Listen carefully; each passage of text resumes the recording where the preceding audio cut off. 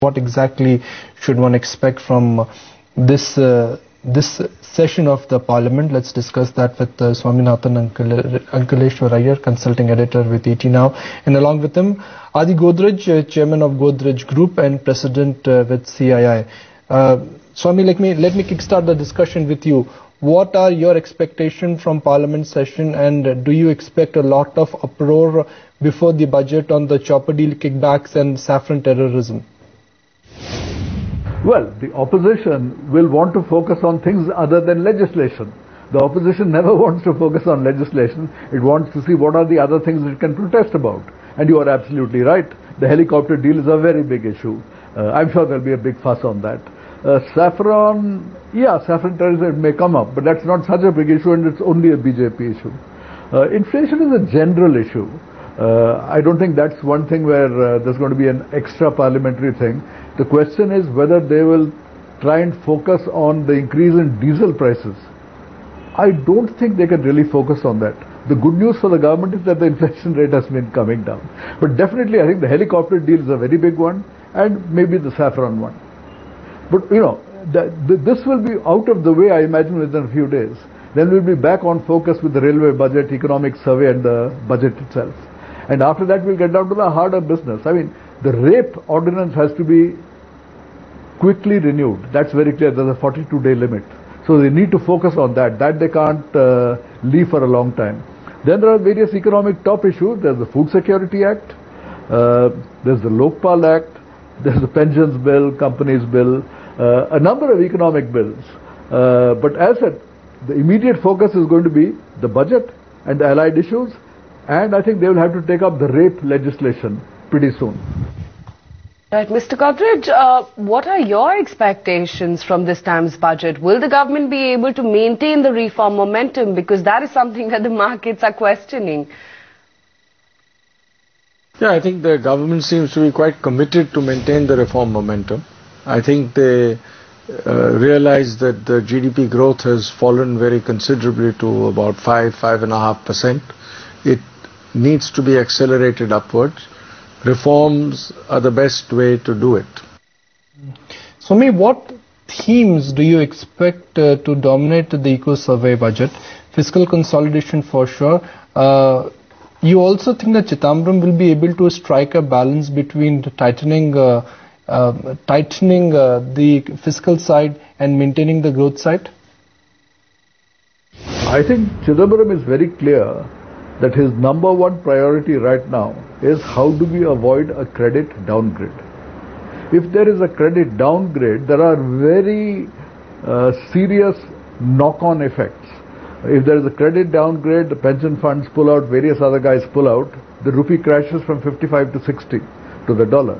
At that point, inflation will go through the roof because all import prices go up. And if you have inflation at 15%, you are going to lose the next election.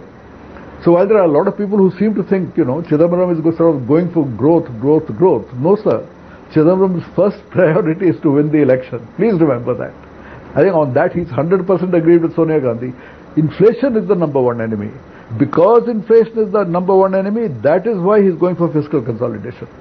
He says bringing the fiscal deficit down as the best way. Not only in itself. I mean, a lower fiscal deficit is anti-inflationary.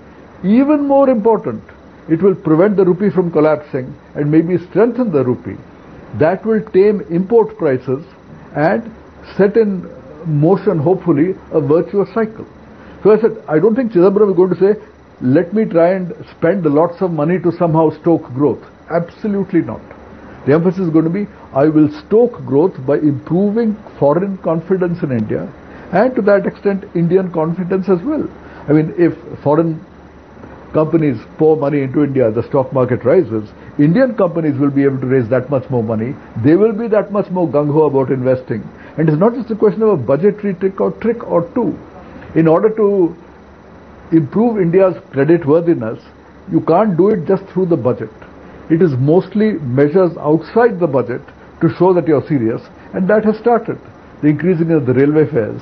The most important has been the progression towards diesel decontrol, the LPG cap that we have put. All these are steps in the right direction.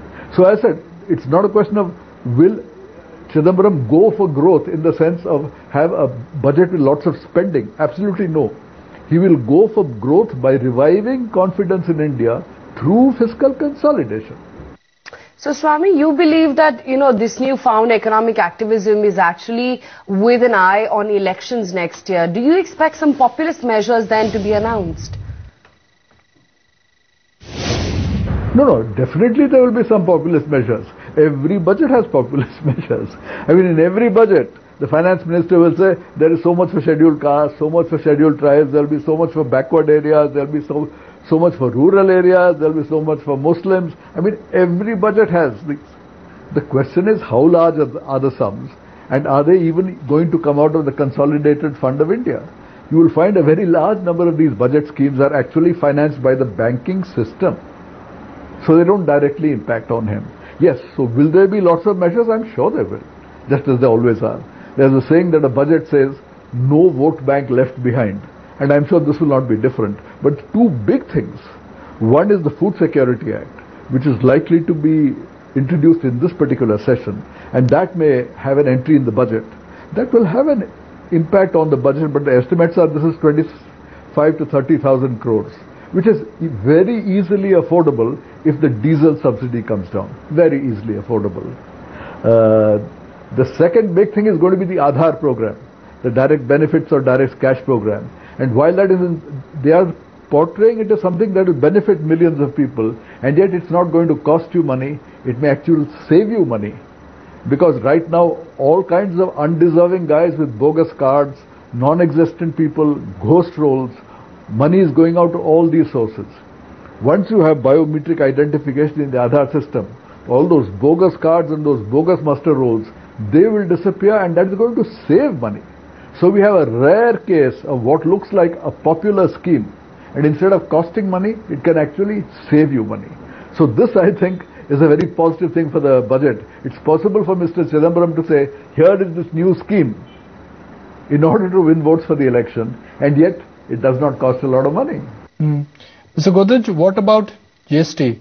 You have long maintained that this is the most important reform. Do you see a breakthrough in GST in this year's budget? It is a very important reform. GST will add about 2 percentage points to our GDP growth, other things being equal. I understand the meeting last week that the finance minister had with the empowered group of ministers was good. I think they've arrived at certain agreements on how to take GST forward. I expect some major announcement on the path to GST, early path to GST during the budget speech, and I do hope it can be implemented early, because this will ensure that our economy gets back to an 8 to 9% growth rate at a very early date.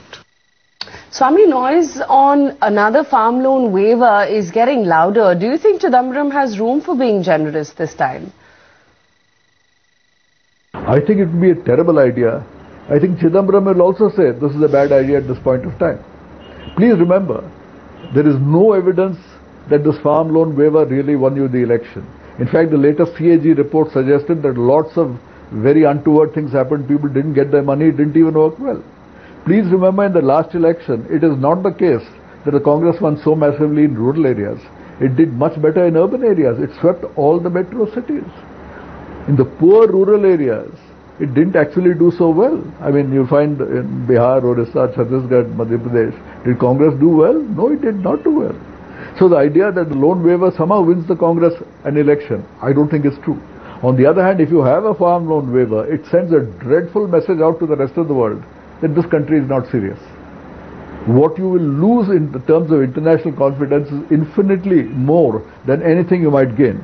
So I think Chidambaram will strongly oppose this, and I do not think it will happen. So, I mean, there are reports of government considering capping diesel subsidy at about 6 rupees per litre.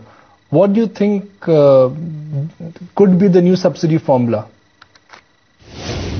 It is entirely possible. This is what the Kirit Parekh committee had in fact suggested. They said, the subsidy should not take the form of price control. You can say, let the prices be deregulated, let it go up to its normal limit. Then the government has a fixed subsidy during the year. Now, if things go wrong, 6 rupees can be increased to 6 rupee 50. It can be increased to 7. But it becomes a fixed commitment. It is not an open-ended commitment which says, whatever may be the increase in the world price, automatically I subsidize. So to move away from a fixed price to a fixed subsidy is definitely what the Kirit Parikh committee recommended, and I think that is the direction in which Chidambaram will move. Right. So do you believe the opposition will support bills like insurance, pension and land bill? I think some of them will certainly be supported. I think it's clear many parliamentarians, both in the government and in the opposition, realize that the economy needs to be rejuvenated. So I do hope the parliament session will support some of these pending bills. Mm-hmm. Swami, what do you think can be done to control the out-of-hand current account deficit or the CAD? It is not up to the finance minister by a magic wand to do that. I think it would be a terrible mistake to think that I, the finance minister, can control the current account deficit. The current account deficit is an outcome. It would appear that there is a serious problem in our exports. Our imports have not risen that much, but our exports have collapsed. Our exports have become minus 4% in the first 10 months of this year, despite a 20% depreciation of the rupee. And that is a terrible performance, truly a terrible performance. Is there something the finance minister can do just to change all that? I don't think so at all. I think you just have to say that if I get the economy right, if I get confidence coming back, productivity will come back into the economy and exports will grow again.